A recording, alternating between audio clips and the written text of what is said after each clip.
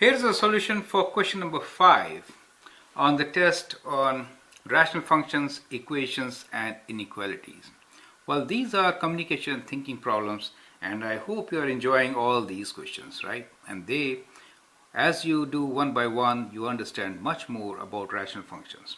Here in question number 5, we have for the function 7x plus n divided by 2 minus mx, find the values of m and n such that the vertical asymptote is along x equals to 6 and x-intercept is 5.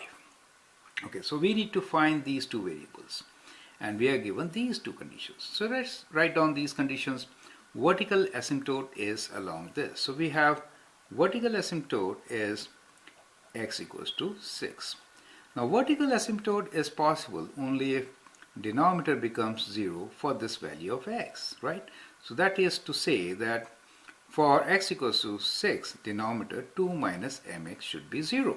So we'll equate that. We'll say 2 minus mx should be equals to 0 for x equals to 6, right? This is what we're trying to figure out. And from there we can find m. So we have 2 minus, we'll put 6 here. M times 6 should be equal to 0. That means 2 equals to 6m, and that gives us m value of 2 over 6, and so we get m as 1 over 3, right? So that is the value of m for us. So it's that simple. Do you see that?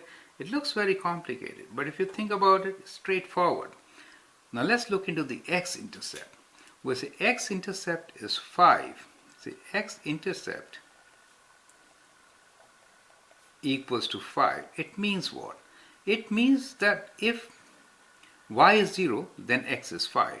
It means that the point which we are considering is 5 and 0, right? It means that if I put 5 in this x value, then f of x should become 0, right? So we have f of x equals to 0 for x equals to 5. So let's plug it in. So we have 0 when I put 5 in this equation. That means 7 times 5 plus n divided by 2 minus 5m, right? I'm not writing 1 over 3 at present. You will understand why. Now for this rational function to be 0, numerator should be 0. If numerator is 0, then 0 divided by anything is 0, correct? Therefore, we want 0 equals to 7 times 5 is 35 plus n, right? That means n is what? Minus 35 is n, correct? Do you see that? So that is how we get both our values of n and m, right?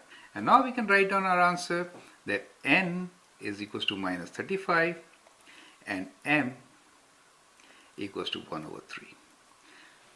Correct? So for such questions, very simple. For x-intercept, equate numerator to 0.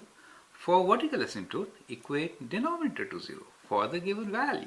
That's how you get it. Okay? Thank you.